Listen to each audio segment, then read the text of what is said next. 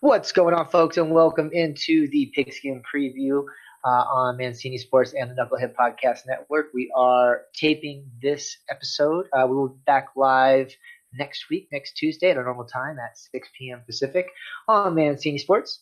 We have Baltimore Blayne, Coach Christopher Taylor. He's also going to be joining us next week on the live show, so stay tuned for that. Make sure you tune in for that. This week we had another fun week in the NFL, another crazy week. Wasn't quite as shocking as week 3, but week 4 had a lot of surprises. A lot of games that shot out, some games that we thought were going to shoot out that didn't. I think the pace for touchdowns and passing yards this year is the most since 2007, I believe, is what I read.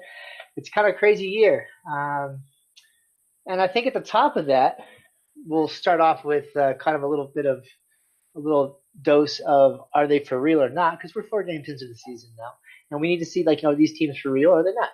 And a lot of times at the beginning of the season they have some kinks to work out. People are suspended, blah blah blah. We don't really know if what we're seeing is what we're going to get towards the end of the year. But now things are starting to round out a bit. You have some devastating injuries come through, like we did this last week, so that really can kind of shape the team. But I think we're starting to see some teams and the warts and the good side of a few of the teams in the NFL.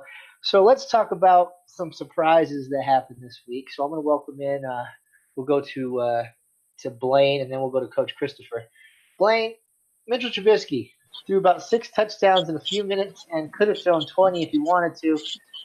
Is that for real, or is that just Tampa Bay just that bad? I'm going to say that I'm going to hold my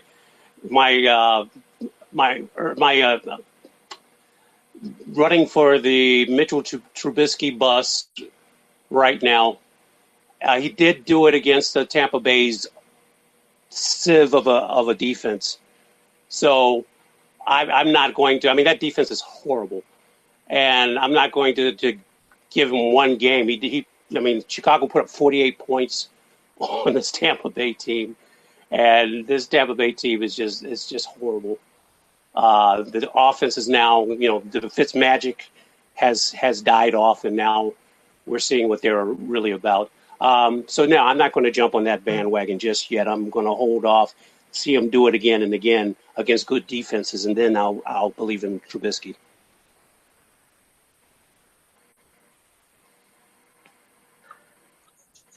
Coach Taylor? I tend to want to agree with Blayne. However, Mitch is impressive. Early in his career, he made some really good reads, really good throws down the field. Has a really good receiver core that's around him, so they have opportunity to grow and become really good. So, but it's yet to be seen, because a lot of the time, once 4 games, 5 games, maybe 6 games into a season, teams usually start to figure out the nuances of the new guy, the new kid on the block has to say, and then they start to level out. But not to take anything away from him, very impressive. But I don't know if any of us pick Tampa Bay to finish. Well, we probably pick them to finish dead last in that conference. So, I don't know what it says.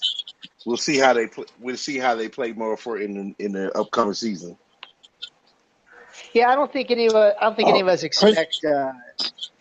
Yeah, go ahead. No, are we breaking this game down right now, or we want to do that later? No, we're just kind of talking about Mitch and just one of the things. There's a couple of trends that I'm noticing that I want to see if they're for real. So, just to break down kind of what you said real quick is, I don't know if you want to see it against a good defense. I mean, no one expects him to put up these kind of numbers against a good defense. Right. No. Right. That's my point exactly. So yeah. But it's still the NFL, and it's still impressive to see that he's making that kind of connection with his receivers, because we all watched the game. I'm sure those are some really good throws. Against some really good deep out routes and some deep corner routes and stretching the field vertically. You look at his body, his toughness. you can understand why Chicago kind of made that pick, because you can see potentially what he could be. Yeah. And I think it says a lot how what a good OC Nagy is. And I think Yeah. that they really made and he's in that next generation of what's moving forward and getting rid of Fox and getting Nagy in. I mean, it's just a night and day difference. And of course, thank you to the Raiders from the Bears for giving up Khalil Mack, because that guy is a monster. Oh my God, it looks like a high school kid playing with fifth graders out there. He just mauls people. I mean, he's and, faster, he's bigger, he's stronger. He's just a monster. and he's more Chris, and that he's guy is a intelligent. football player. Yeah, He's he's a football intelligent player. too. Yeah, he's also Yeah. very intelligent, to add to what Blayne is saying, because for you to be able to make a jump to two different systems and still have the same impact that you had, as if you never changed teams, you just changed uniform. You know what I'm saying? That was impressive to see. And like immediate impact on that defense. They went from really good to really, really good, man. So it's yet to be Yeah, seen. yeah, and he the first week he was in there, he made Aaron Rodgers' life absolute hell. It was just Hmm. immediate. The impact that he made immediately, and that defense was already pretty good. Yeah, I think they're Poor leading the league. Raiders. I think they're leading the league in sacks. Yeah, the Raiders sure could have used him this week, right? And every week. Yeah.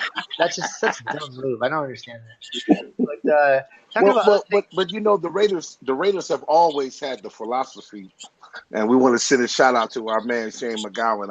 I don't want to disrespect his Raiders, but they always have a tendency of making the quarterback the highest paid guy on the team. That's just their philosophy. And Khalil Mack would have demanded to be paid more than Carr, and I don't think that's not the Raider way. If you understand what I mean by that. yeah.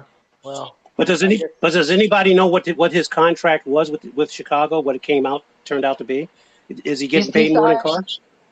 I don't know if he's getting paid more than Carr. I don't have the numbers in front of me. I can look it up later in the show, but I know that Aaron Donald was the highest paid defensive player for 1 day or For two one days or day, something like that. yeah. Yeah, and And then after that and then contract, it Khalil was Mack. him. Yeah, Yeah, Khalil Mack is now the highest paid. But I think Aaron Donald and Khalil Mack deserve it. They're game Yeah. changers. absolutely, They're game changers. absolutely. Absolutely, they're game changers. So why don't we go the other way around this time, Coach? We'll start with you. Let's break down a couple of the games that we saw, and we'll inject in some of those "is this for real or not" topics in the games that we break down. I know a game that you wanted to talk about a little bit was Dallas and Detroit. Yeah. What do you? I, Why don't you break down what you saw? Because I was telling Blayne that I think that if you play that game 10 times, Detroit wins 8 of them. And yeah. maybe I'm wrong, but why don't you tell me what you think about that? No. I agree.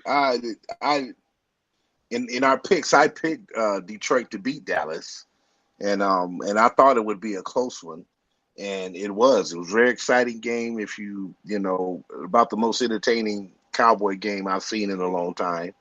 And you saw two, tough guys going at it. Man, what can I say about Matt Stafford? He's just a really, really hard-nosed, go-getter, blue-collar quarterback, and you have to respect his game. But I really thought, there were, the difference of the game boiled down to just it seemed like a good break. The breaks seemed to fail their way, and so Dallas, got a victory out, and I think they needed that victory morally because, it's and Dallas fans can be ridiculous. They can be 3 games, 3 games in your division. You might as well consider yourself gone. Who you going to chase in your division if you're already 3 games in the loss column? Yeah, I think that Dallas wanted that game more, so they got that game, and I agree with you, Chris, that I would say 9 times if they played that game 10 times, 9 times out of 10, Detroit would have probably won that game. Matt Stafford still threw for over 300 yards and 2 TDs, and Golden Tate, man, Yeah. 8 for 8, 132 yards and 2 TDs. The thing that's going on with that, the thing that's keeping that made that Dallas game become a victory was the offense of Dak being serviceable, Zeke being a monster and Cole Beasley being reliable. And that Dallas defense did put pressure on Stafford, which was great. But you have that Dallas, that Detroit, pretty potent. They look like they're coming around to being what I was expecting early on from there of just,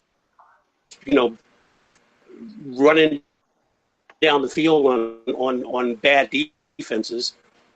But I really expect you would really expect the Cowboys to off of that. Yeah, and to piggyback on that, to kind of add to it, at the same time, Dak Prescott, this is kind of what you knew they drafted him for, because he was tough in college, and now he's tough as a pro. And like you said, Elliott was exactly what we knew he was going to be, and which is the staple of Dallas. They always want that running back, that guy, and that's exactly what they have.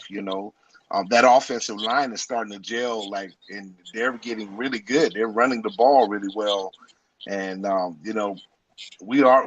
And I think we said this earlier when we talked about it in the earlier part of the season, Blayne, how we anticipated the Cowboy to have on paper one of the best, maybe the best offensive line in the league, definitely top 5 when we discuss between them, the Rams, and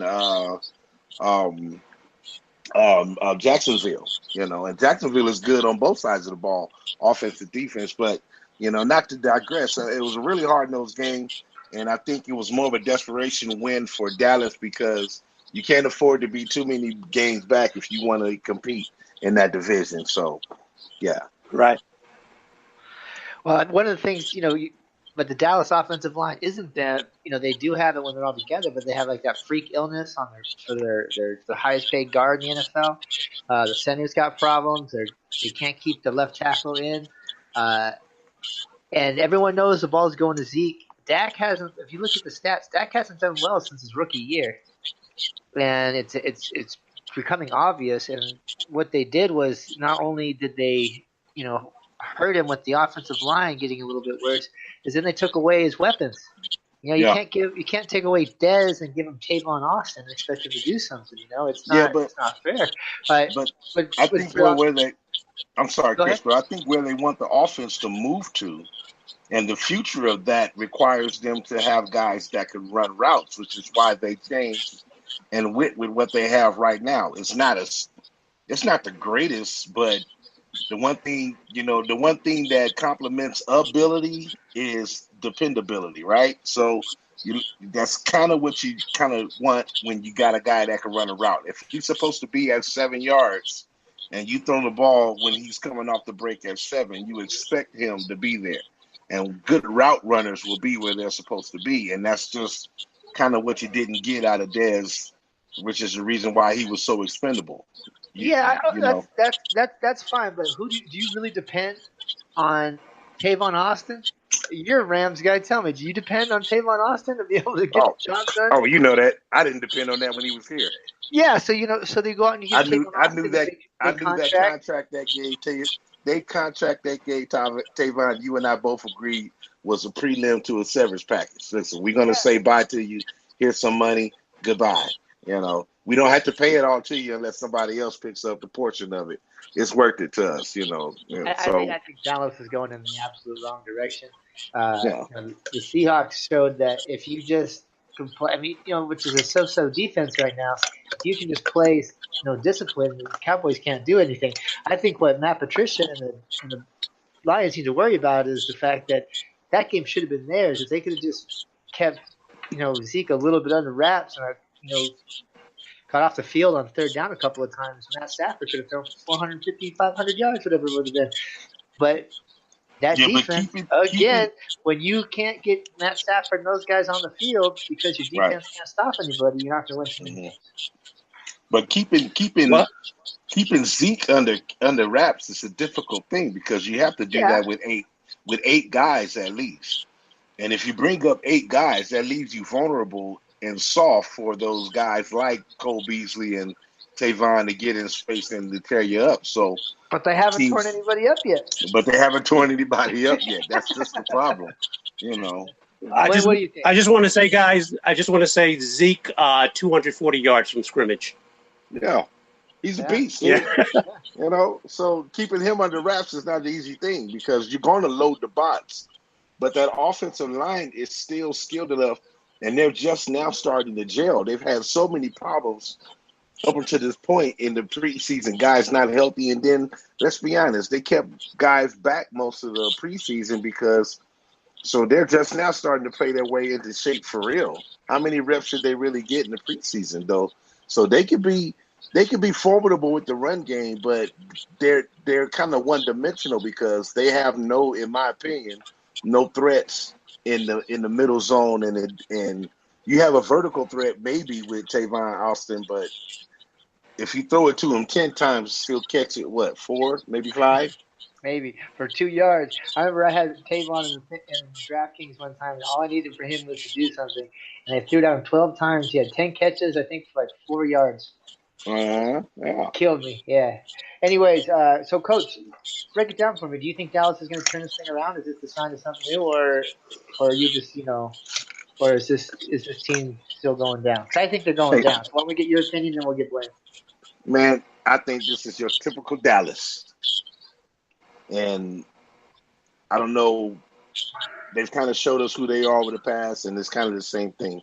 I'm not sure if it's going to be a coaching change or somebody to step in and say, hey, Jerry, you stay upstairs, let me handle downstairs, and we'll be all right. But I know that's probably not going to happen. So, but I agree with you, Chris. They're definitely headed in the wrong direction at this point. And even if they're going in the same direction, that's still the wrong direction. In my opinion, they haven't changed much. In fact, they got a little bit worse. Blaine, what about you? Yeah, I think they're retooling here and living off the hype that Dallas always lives off of. They're not as good as they want to project they are, or that their fans want to believe they are. Mm-hmm. I don't see them going anywhere this year, and depends on what they do in the off season. But I'm not putting any faith that they're going to make the right decisions, because they haven't been doing that in the past years. So I see them as, and Coach, you put it great. If you're stagnant, you're going in the wrong direction. If you're not progressing, you're going in the wrong direction. Mm-hmm. And does Dallas truly have to be good? Do they really have to have a winning record? Because their fans are going to love them and support them, and they can be 4-8, and the fans will still figure out a way how mathematically the Cowboys can still make the playoffs. So it doesn't truly matter to Jerry whether the winning helps, but they're still going to make their money anyway. They are Cowboys. Then Cowboy fans are going to support, and all they need is the hype. They don't even have to have a winning record. All they need is the hype, and that sells Dallas in itself. So at this point, I do agree, Blayne. They're retooling right now, but hey, it was a really good win for them on Sunday, and so we'll see how the season progresses for them even more. Well, why don't we go to a team? Why don't we go to a game that has one of our homer teams in it, and we'll go to the Sunday night game where the Baltimore went into Pittsburgh and beat them pretty soundly. Woo! Yeah. So why don't you take that away and kind of tell me what you saw? I can tell you that I think that John Brown found his home. I think he fit that offense perfectly, and I think that what you've been saying all off season long and all the beginning of the season, that Joe Flacco has been rejuvenated. I don't know if it was because of that kid coming in, Jackson coming in, and then it started. But it's more than just like that. I mean, he looks fresh. He looks crisp. He looks healthy. He looks good. So tell me about what happened on Sunday night with him. Well, it's a combination of things with Joe Flacco. It's good health. He's healthy. He's got weapons, reliable weapons. He's got faith in those weapons, and it is, in my opinion, a dose of Lamar Jackson being sitting behind him, being drafted. This is the last year of Joe Flacco's guaranteed money on his contract. His contract goes to 2021, I believe. And this is the last year of guaranteed money. Now, for him to be just remain the starter in this contract and play out this contract or get a new one, he's got to perform. Joe Flacco is focused. You know, they call him January Joe because usually he comes alive and takes it up a notch in the postseason. He's there now. Now, not to say that you're not going to see some regressions every now and then. We saw a little bit of that in the Cincinnati game. But he still had, even with that game, he still had a good game, put up good numbers. He threw for more times than you want to see him throw. But in this game, he dissected that Pittsburgh defense, that Pittsburgh secondary. That Pittsburgh secondary is horrible. My ex-girlfriend's thong can cover better than these D-backs. I mean, they're just horrible. And it's not the Le'Veon Bell, because unless Le'Veon Bell comes in and plays defense, plays safety or cornerback, you're going to still have these problems. Oh, and there's the argument. Yeah, well, the offense will stay on the field longer. I'm not so sure of that. I've been talking about the decline of Ben Roethlisberger. He holds the ball too long. He makes bad choices. He serves up the ball to the defense 3 to 5 times a game. So whether it's up to the defense whether or not they want to capitalize on that. The Ravens capitalized on it twice, I believe, and then they took the ball away from the tight end, who considers himself one of the Avengers now, I guess. And one good stiff arm, and now he's like a national hero. It's just that they just exposed the hype of the Steelers for the hype they are. The Steelers had one good quarter, the second quarter. That's all they're doing all year long is they're making one good quarter to being the second quarter as being their pot of gold. They were totally shut down in the second half.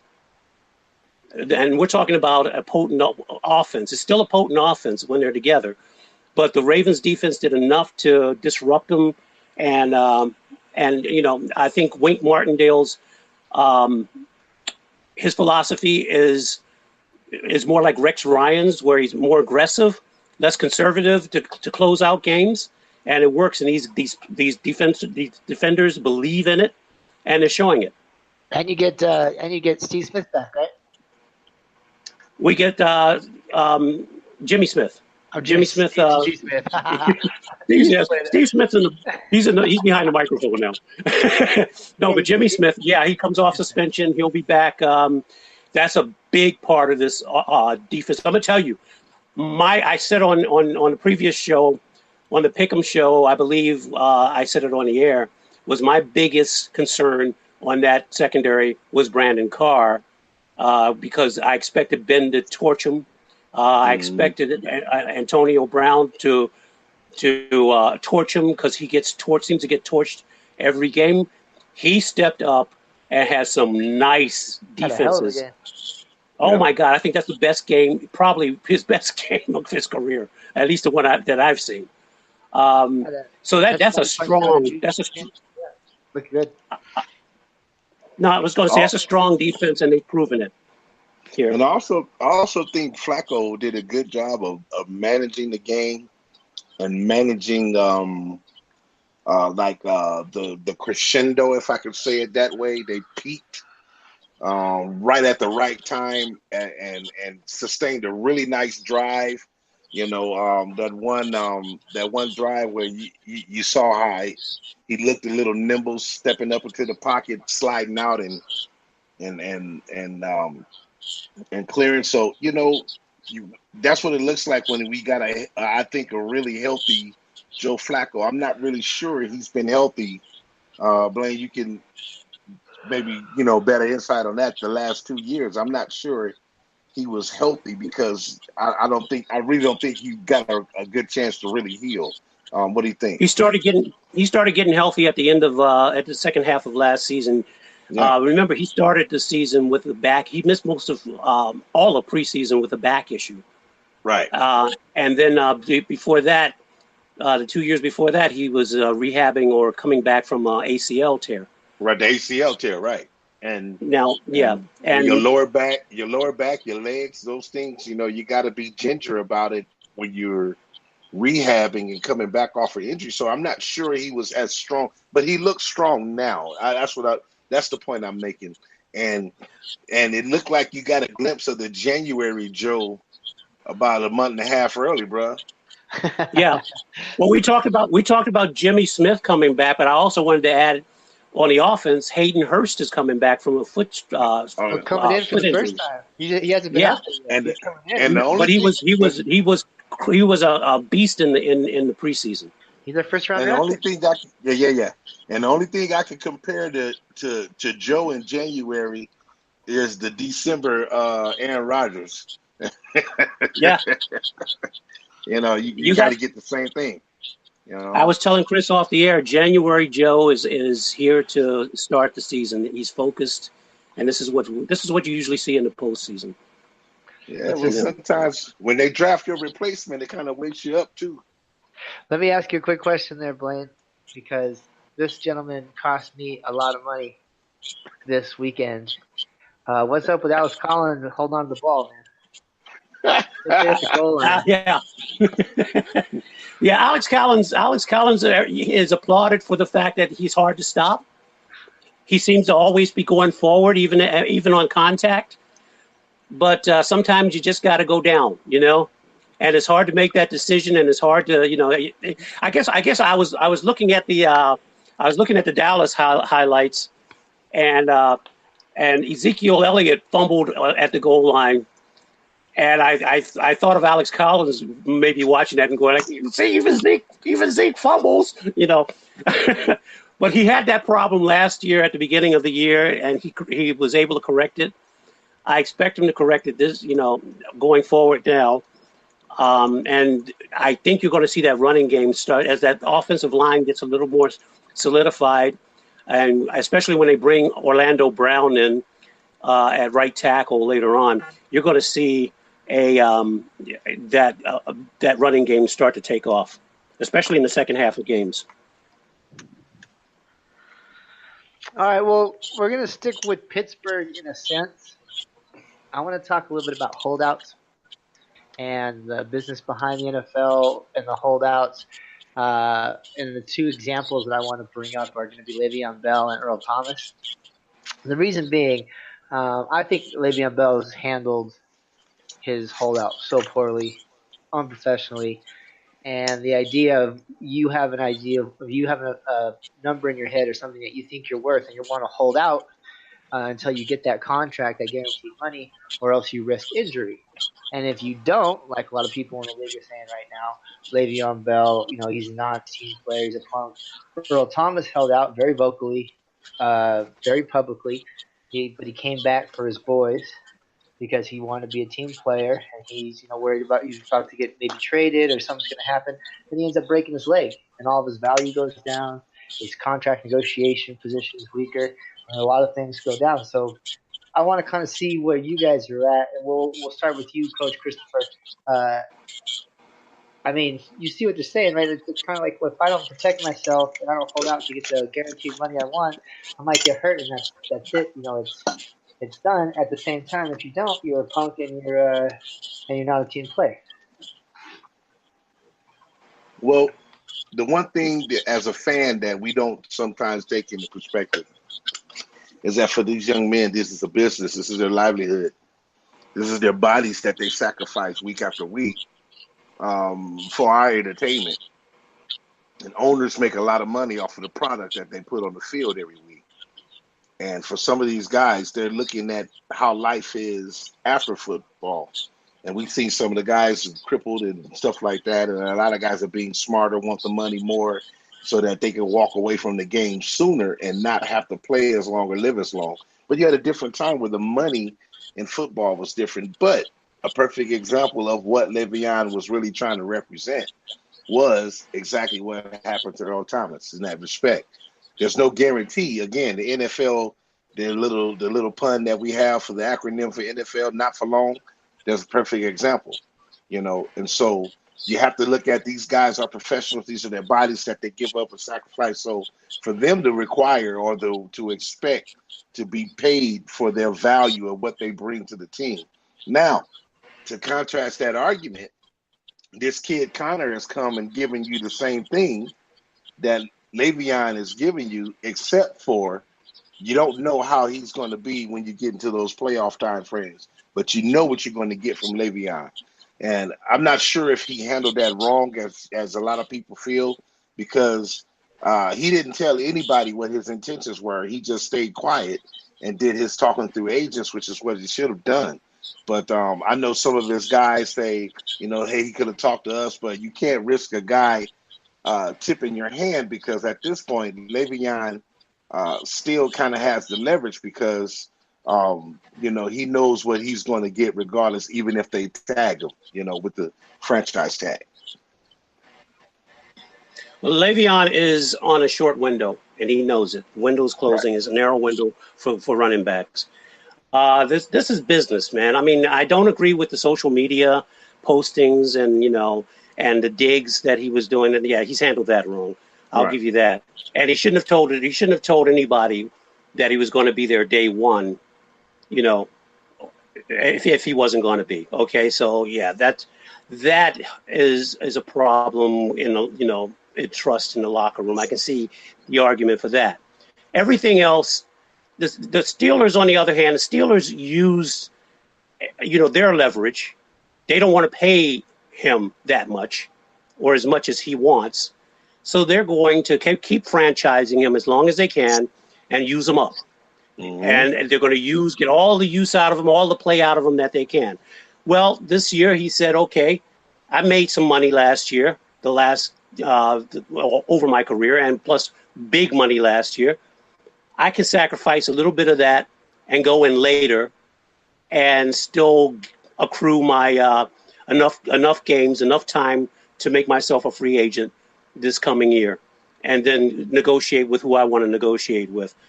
I have no problems with either side, other than it's the cold side of business when you're going to use somebody to the point where they can't be used anymore. Where you're going to wring them like a rag until the rag is starting to fray. Okay, I have no problem with holding out when the contracts in the NFL aren't guaranteed. It's not like the MLB where a baseball player gets injured and he's still going to make that money from that contract. That contract is fully guaranteed from beginning to end. Mm-hmm. So a team can cut you at any time. Mm-hmm. And so I think that it's fair that the players decide to hold out and get better money if they decide that at any point that they want to do that, and they can get away with that. As far as Earl Thomas is concerned, bad fortunes there. I commend him for trying to do what he thought was right. The middle finger, I don't know where that was directed to. Everybody's speculating it was to the organization, not to the players, and some said it was to the players. No, it's not to the. I can tell you right now, as a Seahawks fan, it's not to the players. And don't forget, like Earl's promotion, but he was slipping off. I mean, he's slipping off the Seahawks in general because he went out there and then the one thing he couldn't have happened to him. And, he's just frustrated. But don't forget, he's an emotional guy. Remember what happened last time he broke his leg? He retired in the locker room that same game? Well, you guys remember that? I mean, he's an emotional guy. Like, let him cool down. And, he'll regret doing that. I guarantee it. But, it is what it is. But in closing, it's a bad fortunes for him. And I feel bad for him because he did what people wanted him to do, what they thought was the right thing, what he felt was the right thing, and it backfired on him. Hopefully he can come back from this. Just bad, fate. As a fan, what I'd love to see happen is while he's rehabbing, the Seahawks do what's right, come to the table, give him an extension, and bring him back to where he belongs, home with the Seahawks, get him paid, and award his loyalty and him coming back. Even though, it has been kind of vocal, I don't think that you're going to find anybody in the draft or anyone else that's going to be as good as Earl for the next 3 years. So, I mean, that's a little bit wishful thinking as a fan, but that's what I'd like to see happen. Oh I yeah. think that the problem. Go ahead, Coach. Oh yeah. I was gonna say, you would tend to think that, but um, I doubt it, but because because the thing that came in my mind, Chris, and is uh man, and his name sat down on me, but the linebacker for um Shazier, Yeah, for Steelers? Pittsburgh, Pittsburgh. right, Yeah, Ryan right, Shazier. yeah. So you look at a situation like that to where they kept him around, they keep him around because of his loyalty. This is how they rewarded his loyalty. You got hurt being part of us, and so now we're going to see it through. They haven't separated themselves. He has more support from that organization than anything. You would love to ideally have the Seahawks come and do that, but let's be honest. Going into this, he may have Earl may have rubbed some of the front office the wrong way, Yeah, and but so how yeah, likely are they to really do that? well, As much as we want to hope they would, but this is still a business that Blayne stated so eloquently. Man, this is still a business, and we have to keep that in mind. yeah, but the Seahawks have a long history of that. Like Cam Chancellor, with the neck injury, he's still around the Seahawks organization. He's doing kind of an internship with coaching. He's helping out there. I remember when Heath Farwell tore his groin so bad the muscle came off of the bone in the preseason game, Mm-hmm. and Mm-hmm. he really wasn't ready for anything. They kept him on IR and paid him and put him on as a coaching as a special teams assistant, and now he's coaching in the league. But he got to get his life together. He got to get paid to see if it's really what he wants to do. Did the same thing for Lope Tupu. They drafted that kid with a heart issue. They kept him on the roster for a year and a half, so all of his medical will be paid. That team has a history of doing stuff like But that. my So, point Yeah, is I think. but the point I'm making is, but let's look at but did the, Earl burn too many bridges? the temperament of those guys were all class acts, man, and that's I think what separates this. And even with the way that things were handled and the way he left the field being carted off, man, I know he's an emotional guy, but that's gonna be something that they take That's into class. That consideration. was Yeah, pretty class. yeah. Blaine was about to, go ahead. Yeah, I'm sorry, Blaine. I think a lot of teams have that player that gets hurt or something happens to them, and they've become such a beloved player on the team that the team wants the class teams anyway will keep them around, and they're very inspirational to the players, to the fans, and that's what Shazier is. The way that he got hurt, everybody saw it happen, and there's always the hope that he's going to come back from it. But right now, he's that inspirational player to that organization. For the Ravens, it's O.J. Brigance, who played in the 90s as a DB, and he contracted ALS, and he's got a front office job now that he's very, very effective. There he does a very good job there. He's not I want to emphasize he earns his keep, but he speaks to these players, and these players are inspired by him. What happened with Earl Thomas? He's in the same boat with Le'Veon Bell, where I think it's the relationship is so fractured between him and the organization now that I don't think it's going to be repaired. I know Le'Veon Bell is coming back to the locker room. It'd be interesting to see if he's allowed to play before they can muster some kind of trade, which I don't think the trade is going to come down because of all of the difficulty of that kind of a trade. But I think that I don't think that he's going to be embraced in that locker room the way people will think that he will be embraced. And I think he'll be playing somewhere else for the rest of his career next year. So I agree with that. So Coach Christopher, real quick, just a quick answer. I think Le'Veon's gone before the year's out. What about you? Oh yeah, Houston. Yeah, that make a lot of sense. That make a lot of sense. I think Houston. That make a lot of sense to me. Yeah, you don't want to trade him into the division, but Houston's a good look. Go ahead. No, but I think what do we have to keep an eye? I mean, I know every game that he misses, the contract goes down, the signing money goes down. But you got to look at also, is it worth? What are the Steelers looking for? Is it worth a draft pick or a high draft pick just to have negotiating rights with him? If he doesn't want to sign, if he doesn't want to play for your team, say it's the Texans or the Bills, even some team lower end team like that. What is the benefit of getting him? Why are you going to pay that top money for him for a few week rental? Yeah, that situation is blown up. But I think what the sticking point is going to be is whoever signs him, it's going to have to be a sign and trade. So before they trade, they're going to have another contract ready for him on the other side before it'll happen. I think that's the sticking point, but we'll see. I want to get you two guys a chance to break down another game that went on this weekend. We'll start with you, Blayne, and we'll go to Christopher. Why don't we talk about your division mates, the Bengals, and that crazy shootout with Atlanta? Because I don't think that defense can stop anybody, and it sucks because Atlanta, that offense is on all cylinders right now, but they're not going to win a lot of games. They can't stop anybody. They got no safeties. I don't know. I'll let you break it down. Go ahead, Blayne, and then we'll hear from you, Chris. Well, yeah, Atlanta's defense is we're talking about another bad defense here. They're not going to get any better. I don't see a savior coming to help them. Atlanta's not going to make the playoffs. The Bengals defense on the other hand, is inconsistent. They give up too many points per game. They do have Vontaze Burfict coming back, but my question is that really? I mean, how much does that really help them as far as, he's a baller. He's a player. He makes plays, but he is as undisciplined as they come. He could be a disruption as well as an inspiration. So I always say that, they're getting one of their dysfunctional pieces back.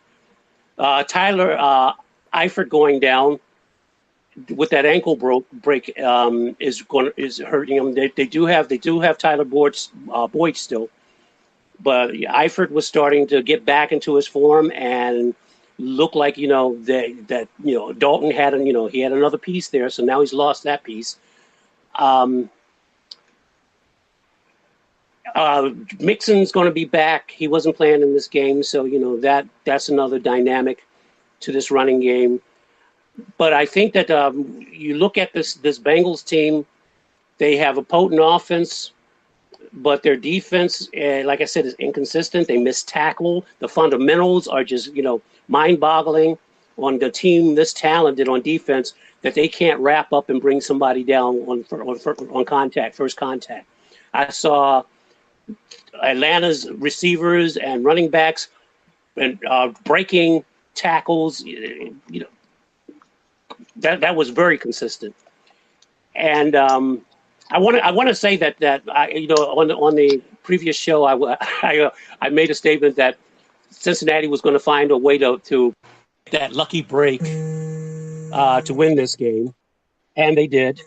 In my opinion, that awful rule that with tucking the ball, if your arm is going forward and it comes out, it's a forward pass, even though you don't intend to throw the ball.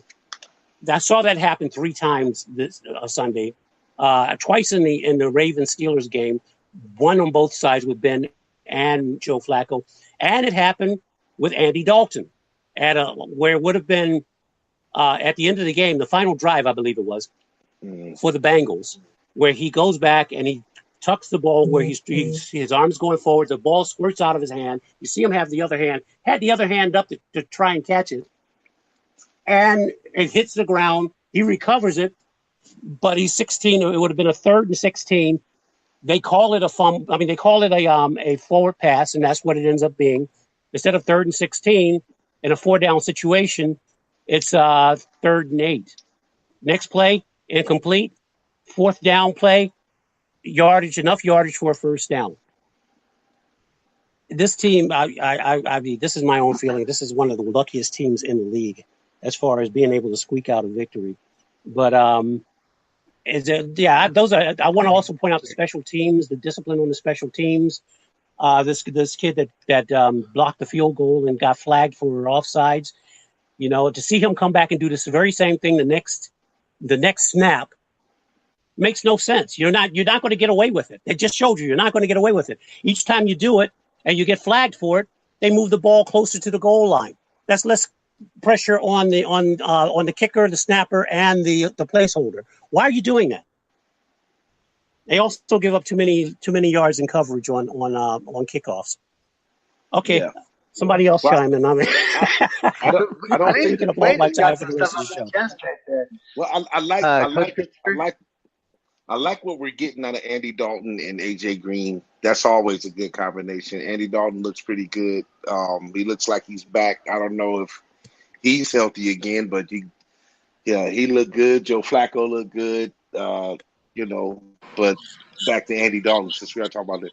And I like what we have on the defensive front for Cincinnati. But Joe Mixon has been hurt more than he's been on the field, and I'm not sure if he was worth. At least it looks like it on paper, but he's been hurt so much. I don't know if that was worth that draft pick at that point. And it's peculiar because a lot of people feel that Tyler Eifert was on the hot seat, and then he was having a really good game until he broke his foot, and so with his foot as Blayne mentioned. But neither one of these teams can cover. They don't play defense very well beyond the front seven. So it'll be interesting to see. And to think about it, I know Cincinnati can play better defense than that because I really, at this point, I have Cincinnati finishing second in their conference behind, Baltimore. But they gotta pick up their coverage. They gotta cover better because you're not going to be able to outscore every team 37, 40 points to win. Cincinnati, let's be honest. Well, I think that while Mixon is kind of a disappointment, it's his second year, so I know that he's coming back this week probably. But I think on the offensive side of the ball for Cincinnati, one of the big surprises, one of the pleasant surprises, if you are a Cincinnati fan, is Tyler Boyd. Tyler Boyd is leading them in targets, receptions, and yards. It's got to be so nice for AJ Green to finally have some target. And I'm a huge. I can't stand Cincinnati's whole philosophy of coaching and what to do with the front office. Because if you think about who they had as their second receiver, they gave away Sanu. They gave away Marvin Jones. Can you imagine if it was Marvin Jones and AJ Green on that field? It's so silly that they keep giving away their number two receivers. So they got another one. Let's see what they can do with it. And heart goes out to Eifert. That injury was nasty. Yeah. His leg was laying there just like it was broken off. Oh, that was just no good. Your foot's going the wrong way, opposite way of your leg. That's that's rough. And I'm sorry, guys. I was going to say I'm sorry. My speakers went out. I'm not sure it was. Hopefully I wasn't talking over you guys. I got everything back up together now. All right, good. Okay. No problem. No, you were fine. You didn't come in. And then speaking of number two receivers, real quick before we'll get off of this team, but I think that Julio's found his number two in Ridley as well. That kid is looking really good. Alabama, you got the Alabama brothers there working. Oh, yeah. They're absolutely just killing it, man. And that kid looks good. So I think that the Atlanta is the kind of team that's going to put it together. The problem is, though, you lose your two starting safeties, you lose some linebackers, you lose some defensive linemen. That defense can't hold up. And it's like I said at the beginning, at the opening of the segment, it's sad because that offense is just running on all cylinders. Matt Ryan's playing like he did in his Super Bowl season. So hopefully they can get that fixed, but I don't see how they're going to be able to do that. They need better linebacker. Their linebacker play is really bad. Not bad. It's not. Their linebacker play is not the greatest. Linebacker play and safety play. I think that's an area that they definitely need to approach and fast. Is their linebacker play. Yeah, the secondary could go to improvement, but that conference kind of throws like being a safety against. Where you have to play against the Rams, or you have to play against Cincinnati, you have to play against Baltimore, you have to play against Pittsburgh, probably. And now you have to play against Cleveland if they're going to be scoring 30 and 40 points a game. Well, we don't know how frequent that'll be, but, you're going to have to cover. That's just the honesty. You're going to have to cover. All right. So, hey, real quick, Blayne, let's go to you. What do you think about the Mahomes Case Keenum Bowl last night? I commend Denver's defense for holding that offense in check. It looked like Denver was going to pull it out, but here goes, again. I think what happened was just like in the previous game we were talking about, where Atlanta ran out of time. Denver ran out of time because Kansas City's defense wasn't going to stop them. Kansas City's defense can't stop a flat tire from rolling down the field. They're horrible. And the offense, so another lopsided team where you have, they're 4-0, but they're not going to go 16-0 by far. And I think that maybe it's a little bit of the fact that tape has been accumulated on Mahomes now, enough tape that they're starting to defend, starting to see some defense against him. But he is a dynamic quarterback with dynamic weapons. And, you got Hill, you got Hunt, and Kelsey, Watkins. Kelsey, yeah. Too many weapons to really defend against. But I think Denver, Denver's defense was not up to par either. I expected more out of them. I didn't see the stats on Von Miller and pressure on Mahomes. I think he got to him that I saw one time, or maybe that was somebody else. But it's just not. Yeah, go ahead. Well, they didn't allow him to just sit and pick the pocket apart and throw deep balls. They had him uncomfortable. The defense did a really good job, as you brought up. A Denver's defense did a really good job of making Mahomes roll in some uncomfortable. But he showed the type of athlete that he is. I mean, especially the one he did with the little left hand shot put throw that he did. Oh, I mean. So that's just a testament to the type of athlete that he is and the type of confidence. One of the things we were watching the game last night, and Cherie said she was like, he doesn't even look like he's shaking. He looks poised. He looks like he's not uncomfortable for a second-year guy who's in his first year start. And that's exactly what you got. Yeah. You got a guy with some swagger, some confidence, some mobility. And he has some talent around him, some big bodies. Again, now you understand why the Rams didn't have a problem with letting Sammy Watkins go, because, he stays in a mass unit more than he's on the field. So there he is hurt again, the hamstring. Those big muscles on that boy, it's hard to slow that stuff down when it gets rolling. But, he has some weapons around him, and he can throw the ball and they can stretch the field. And one of the things that Andy Reid is good at is getting his players to play at a high level, and that's what he got right there. So it's still a lot to be seen, but Denver really made him uncomfortable, and he stepped up to the occasion. And so a couple of fortunate calls went his way, and a couple of great efforts from him and Kelsey, and that one where he threw the ball to Kelsey on that last touchdown, and Von Miller was like a fingertip away from intercepting that ball, and that's a long run the other way with nobody in front of him, really. So, sometimes it's better to be lucky than good. And I like the one that he threw across his body down the field, scrambling. Yeah. And that takes strength, man. That's not an easy thing to do. And so, so my point is, you see what you have in this guy. And that's why Andy Reid is so excited. And I also respect Kansas City. And again, they have to step up some of their linebacker play too, because they have some weaknesses there too. But that'll be interesting to see how far they go with this kid. He looks impressive, Yeah, I don't think anyone can doubt that the kid's special. And, any doubts that you've had, through 4 games. And, it was an ugly game, and Denver did throw some things at him that they saw on tape. And division games are always tough. They know each other. They know the ins and outs of each team.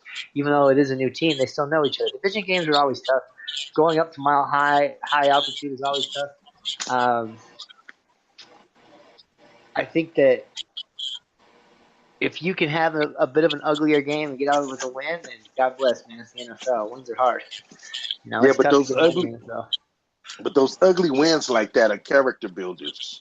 Yeah, You know what I mean? especially for a young kid For like a young that. guy, yeah, you come from behind. You got a lot of young talent around you.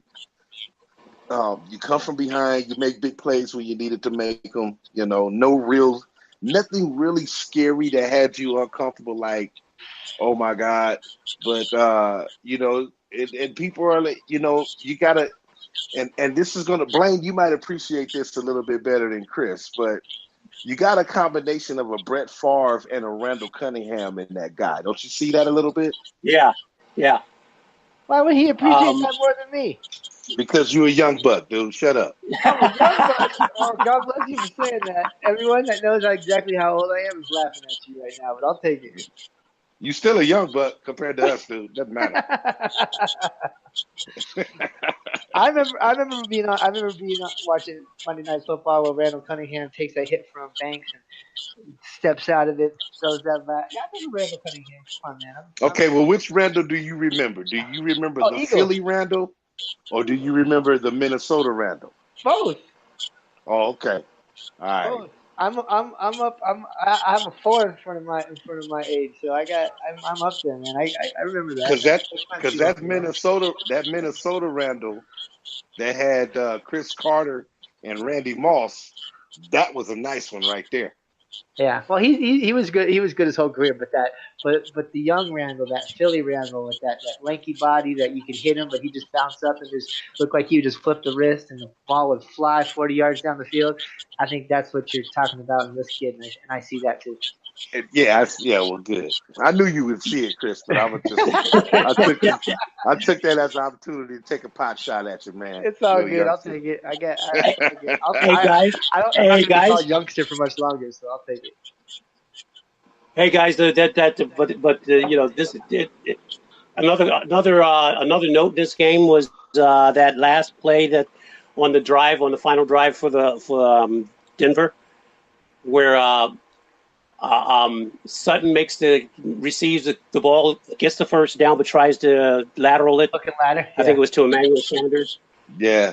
Now that's one of those plays. It's one of those plays that, you know, that's it didn't work out. But if it had worked out, that would have been one hell of an ending to this game. Oh man! As far as they had that play locked. They had a blocker there. There was no one down the sideline. Manuel was at a full run. If that DB hadn't have got in on Sutton, if they would have got that off, Manuel was gone. Yeah. Wow. Yeah. But the end of that game reminded me of the same type of where I said Denver ran out of time. Denver ran out of time to tie this game or go ahead. Well, not tie it, but go ahead and win this game. The same thing can be said about the Atlanta game where Ryan threw to, I think it was it Julio Jones or Sanu, as all the way down to they got all the way down to the 10-yard line, and then the clock went to 0. They couldn't do anything more. They ran out of time. These defenses are not able to stop these offenses. That's why I don't see them going deep in the playoffs if the Chiefs make it to the playoffs. Because remember, the Chiefs started off really good last year and then went into a sleep mode somewhere in the middle of the season and then woke up at the end of the season. But they had made such progress at the beginning of the season that it wasn't hard for them to get into the postseason. They're off to a great start again this season, but that defense is not going to carry you anywhere. And the same with Atlanta. I don't think Atlanta's going to make the playoffs. No. Atlanta's defense can't stop anybody, you know. So, right. You know, now, you know, if you play the Rams this year in the playoffs, now it's a different ball game because the only thing that got you over the Rams is that you were able to score more points. You're not scoring more points than the Rams this year. So now you have to figure. Let's end on so that. You have to figure out how to stop somebody. Yeah. Coach, I want you to expand on that real quick. I didn't mean to cut you off. Let's have our last subject be tonight because I think that Blayne and I both agree that the best looking team in the NFL right now is the Rams. And I don't think that offense is going to be stopped by anybody. But talk to me a little bit about the Rams and about, are you worried about the defense? Because we're talking about these teams with great offenses and rough defenses. And I think the Rams, they should have a better defense than what they've been showing out on the field. Maybe it's just because they're scoring so fast. The other team's getting so many chances at the ball. But obviously, we don't have to talk about the offense because the offense is just a juggernaut. But why don't you tell me as and the listeners as a Rams fan and someone that follows the team, what do I you think think of the team? Are you worried about the defense? I guess that's how I want to put it. I'm not worried about the defense because some of the things that I've been at the games, and some of the things that happened were just breakdowns from new people on the team, linebackers missing coverage, especially in that Minnesota game. We had a lot of breakdowns from disguising a coverage and rolling into another one and getting caught in the original coverage. So those things, Wade Phillips will fix. They'll happen in time.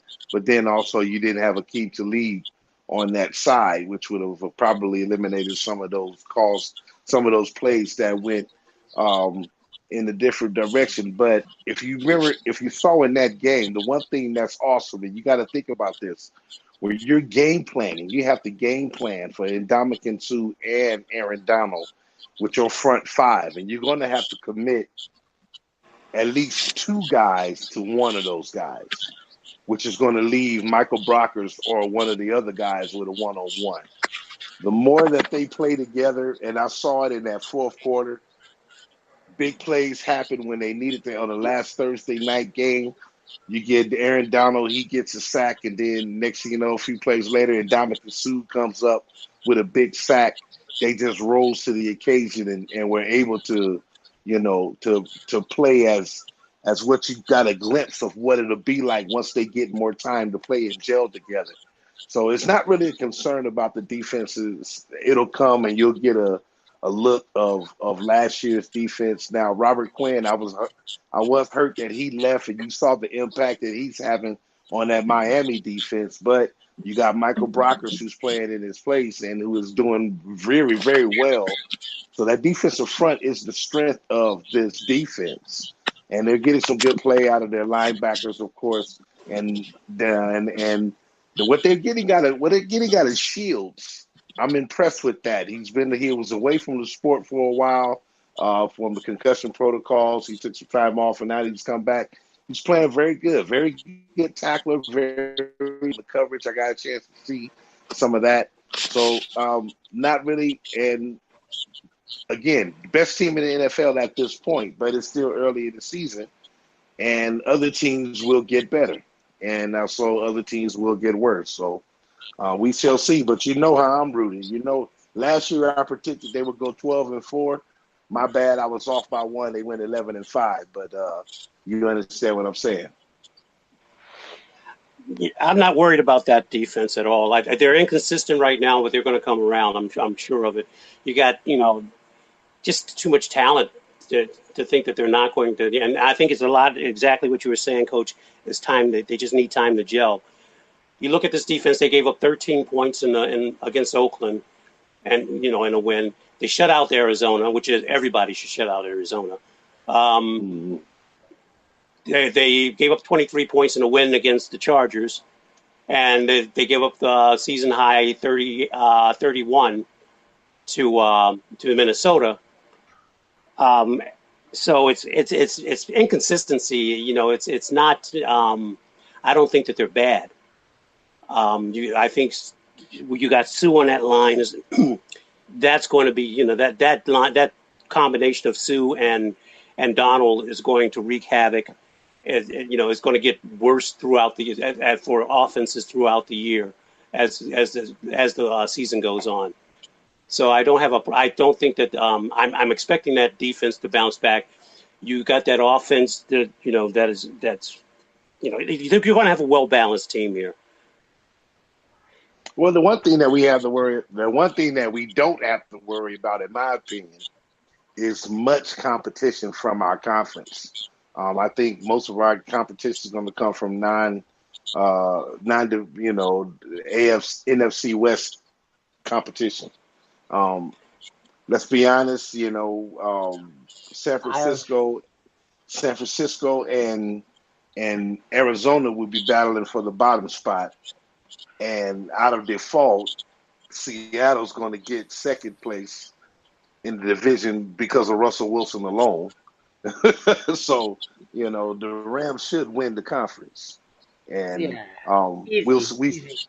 and we should see. So they'll have and I think they know this, and I think this will give them the opportunity to experiment and to fine tune. You can make mistakes and it not hurt you because you have a high potent offense that can score with just going with their stuff. And we haven't even seen the full package yet on offense. And right now they're fine tuning the basic defensive scheme that they implemented last year, which everywhere Wade Phillips goes, man, they win. And it's not an accident. God knows what he's doing. We talked about that. That son of bum is a bad man. Son of You know. bum. I wanted to say that I'm not worried about this defense, unlike the previous defenses I mentioned. And by the way, I said Atlanta. I meant Cincinnati's defense, Right. not being able to go very far in the postseason if they get there, if playing the way they're playing. But I'm not worried about this Rams defense. I think they're going to be fine. I think they're going to, they're the real deal, and I think that they are a playoff caliber defense. Mm-hmm. Go ahead, Chris. Oh, Yeah, no, I well, think that says it. Do you want to leave us with anything on your team, coach, or I'm going to wrap it up? oh no, you're gonna wrap it up, man. I was just gonna fill in a little bit right there, but also, I will say this much: the wide receiver play. Just to add, the wide receiver play on this team has gotten that much better. You wondered why they gave Brandon Cooks an extension without him playing it. Well, let me say this: I wondered why Brandon Cooks got an extension without even playing a single down yet. And when I saw this guy stretch the field vertically and what he does open up the field and then Robert Woods on the other side, I get it. And the Rams are young, and watch this. They're going to be very good for the next 3 to 5 years, easy. Yeah, I don't have any. There's nothing I can see. I could say no, but it would just be a lie because I have no evidence to say no because you have all the pieces there. You have them locked up for a while, Yeah. and as much as I like having a coach that I hate as a rival, like I used to hate Harbaugh. I love McVay, man. I just Why? absolutely love that guy. Why do I love McVay? The kid is just like he's like one of those guys. Why do you hate Harbaugh? Because Harbaugh's a punk, man. Oh, Harbaugh's man. Oh, you're talking about Jim. Yeah, Jim.